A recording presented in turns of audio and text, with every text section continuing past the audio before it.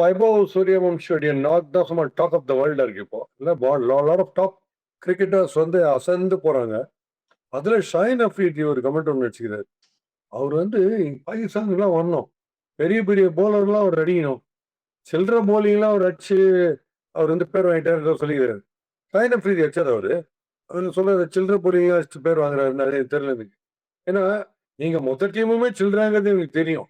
But அது எதை children நம்ம எப்படி எடுத்துக்கிறது? உங்களை மாதிரி கிரிக்கெட் ஆடும்போது எல்லாருமே சில்ட்ர மாதிரி இருக்கும்ல. அதனால நீங்க அதெல்லாம் சொல்லாதீங்க. பெரிய பெரிய போலர்ஸ் இதே பிட்ச்ல இதே டோர்னமெண்ட்ல வேற யாருமே பண்ண முடியாத ஒரு விஷயத்த அவர் பண்ணிருக்காரு. அப்படி அவர் ரேஞ்சுக்கு பண்ணா கூட அவர் ரேஞ்சுக்கு தான் வராருமே தவிர ஸ்டில் சுப்ரீம். சிக்ஸஸ் அடிக்கிறதையும் ப்ரொலாங்டா அடிக்கிறதுல கண்டினியூஸா சிக்ஸ் அடிச்சு 100 நியர் பண்ற அளவுக்கு ஆடிட்டு இருக்காரு. இதெல்லாம் நம்ம குறை சொல்றதுக்கு வாயை மூடி வெறும் வேடிக்கை பாருங்க. இல்லைன்னா டிவி வச்சிருங்க பெஸ்ட். உங்களுக்கு பிடிக்கலன்னா ஒரு இந்தியன் ஆனது. ஆனால் இந்த கமெண்ட்ல அடிச்சிருக்கீங்க. ஏன்னா உங்களுக்கு தலைவன்னா கூட இந்த மாதிரி கிரிக்கெட் வராது. வைபவ் சூரியவம்சி மாதிரி உங்களுக்கு ஒரு பிளேயரை 15 வயசுல பாகிஸ்தான்ல வரதுக்கு இன்னொரு 240 இயர்ஸ் ஆகும். வெயிட் பண்ணி பாருங்க. வருதான்னு அப்புறம் சொல்லுங்க எனக்கு. எங்களுக்கு வந்து இருப்பாங்க அந்த மாதிரி நிறைய டீம்ஸ் இந்த மாதிரி வரும். உங்களால மிஞ்சி போனா கப்பை திருடின்னு போக முடியும். எதுவுமே பண்ண முடியாது.